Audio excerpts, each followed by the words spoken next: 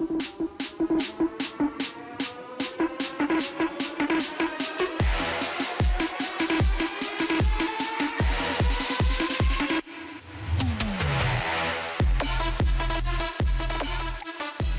we're making the switch to cricket for this segment of the SportsMax Zone, but we're exiting the field to obtain a better perspective as we appraise the long-standing issues regarding the quality of pitches across the Caribbean.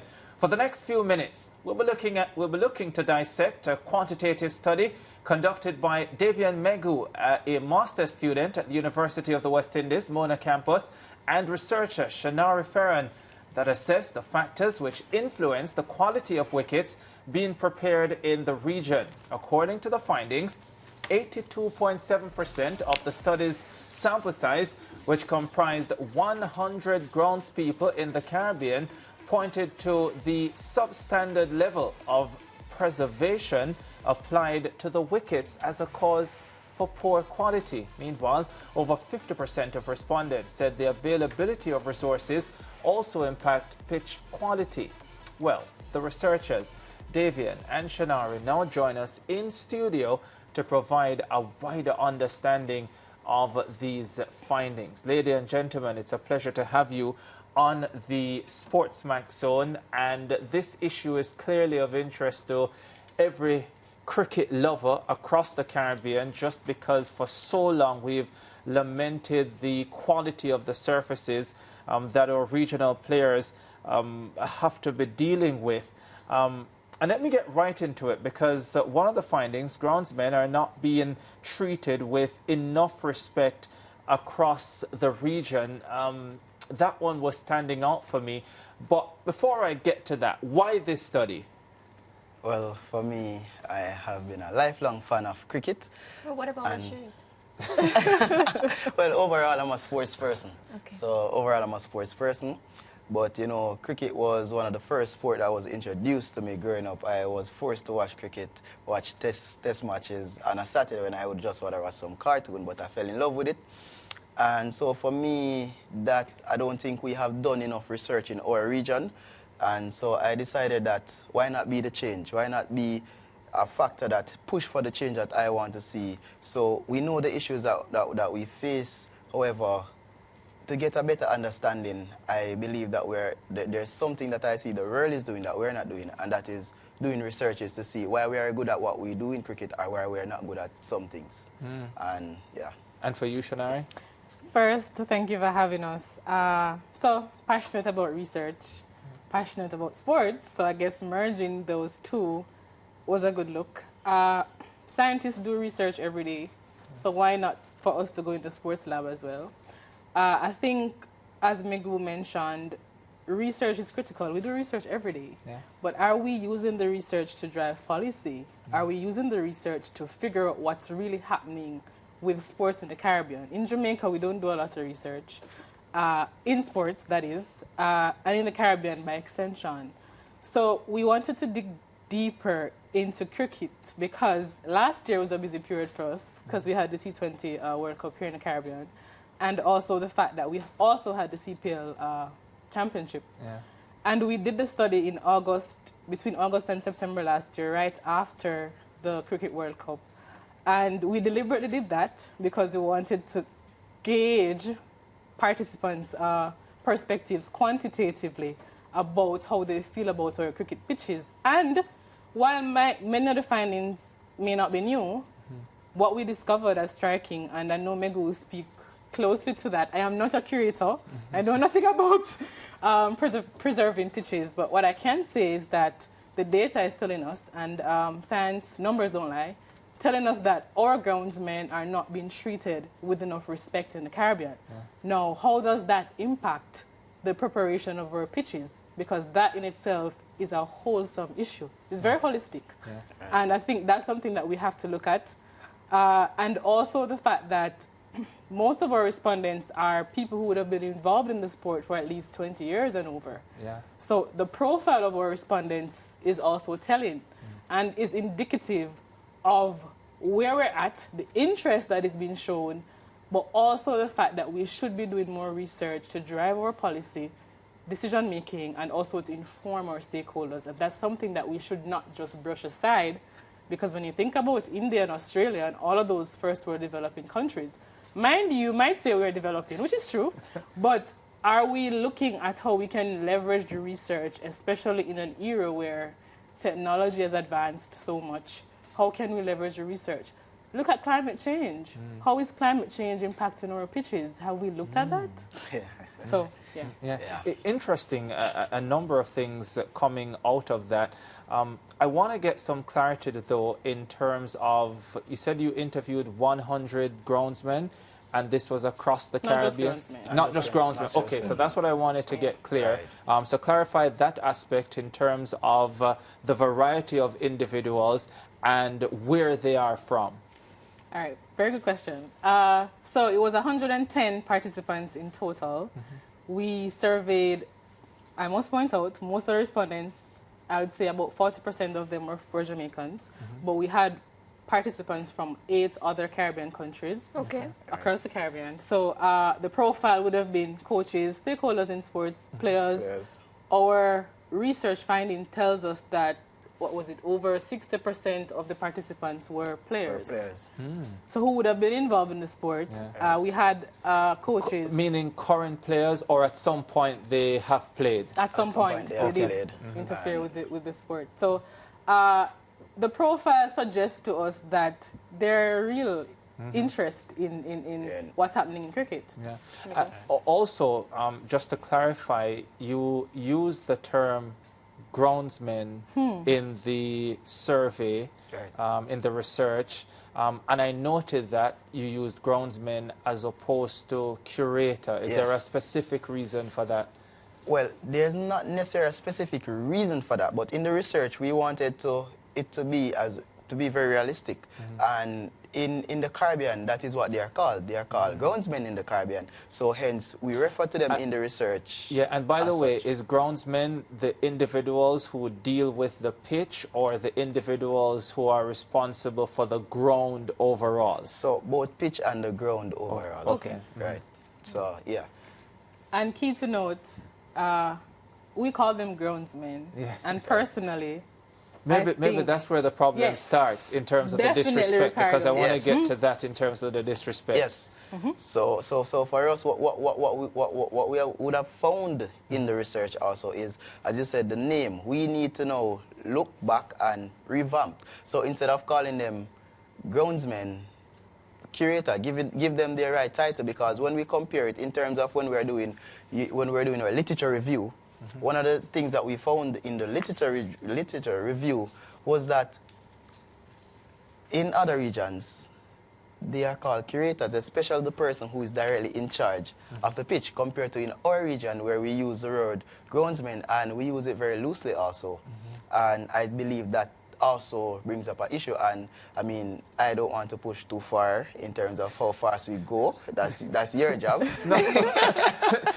No, it's fine. Sometimes I'll take your lead. But let's get to the disrespect aspect now, because one of the findings, groundmen are not being treated with enough respect across the region. Can you say whether within the research you were able to tell how the disrespect is shown? So that's where we come in now, Ricardo. Very good question, might I add. You're leading me on, and I like that. So we looked at it quantitatively, which would have been numbers. Yeah. We used the questionnaire. So now, and we weren't given any funding or any sort of grant to do this. This was strictly voluntary and passion. Now, the other aspect is to explore it qualitatively, or from a mixed methods point of view, which is what we want to go to next. So we looked at it first, and I would say mixed methods because then it could be integrative, whereby we're using now empirical and theoretical data to look at how qualitatively this has been reflected across the region. So we're almost there. We're getting there. We'll get there. So, you know, we're just asking for the funding. But we'll get there. We'll get there. And even if the funding doesn't come, that's something that we would have spoken about that we will explore as well, because we want to hear the real stories.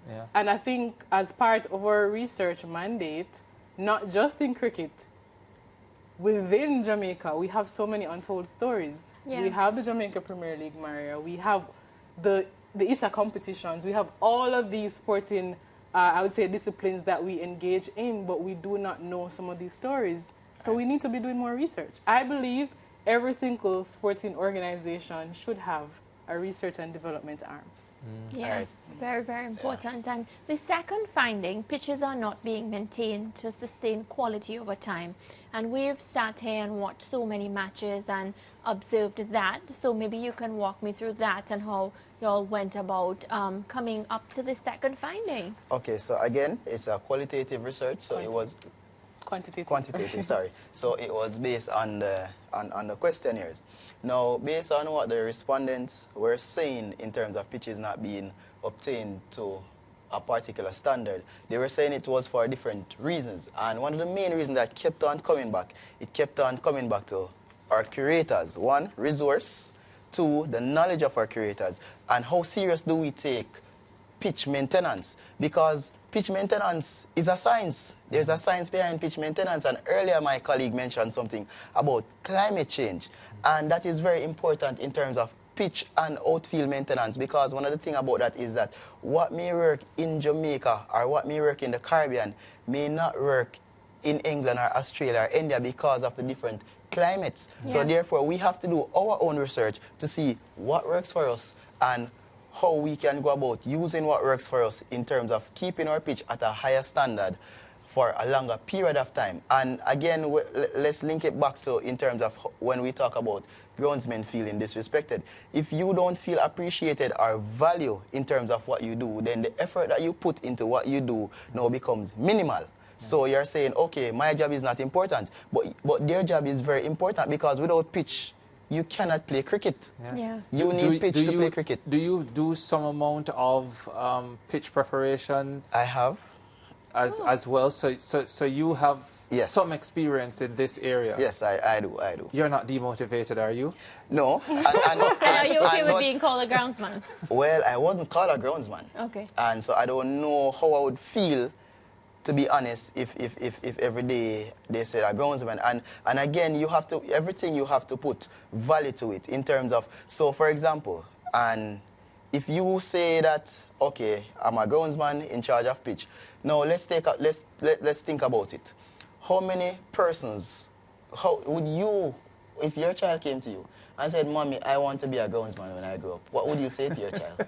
No, I wouldn't say anything. You know, I've learned to be very open to things like that. Right, I and like for the your person- response. No, but Mariah. it's so true, though. Like, what would I do? No, I understand. And for the persons who doesn't understand the importance of cricket, just a regular person who doesn't even understand the importance of pitch and pitch groundsman, preparation, that doesn't and the sound importance very of groundsman, it doesn't lucrative. sound very lucrative. So right there, saying you want to be a groundsman, No, but sir.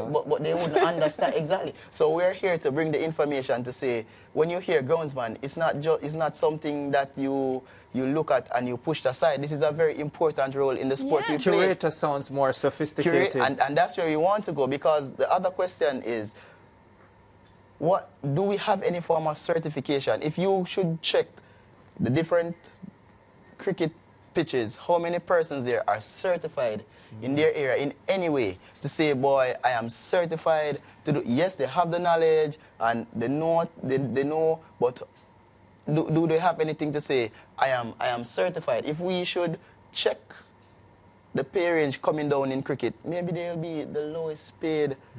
Paid. Well, And to add to again, that, yeah, you mentioned one of the things that came out of the study was the fact that Barbados and St. Lucia. I saw that. I circled it. I want to know what happened to Trinidad. Trinidad, I think, was like what, the fourth or third, I think. Yeah. But Barbados and St. Lucia were rated as having better pitches. Yeah. Now, one of the things that we were saying is, should we be looking at collaborative efforts to see why is that so, or is it a resource allocation problem? Yeah, well, some years ago, Cricket West Indies had appointed a head curator for all pitches in the Caribbean. I don't know how that was executed, but the fact is the appointment was made.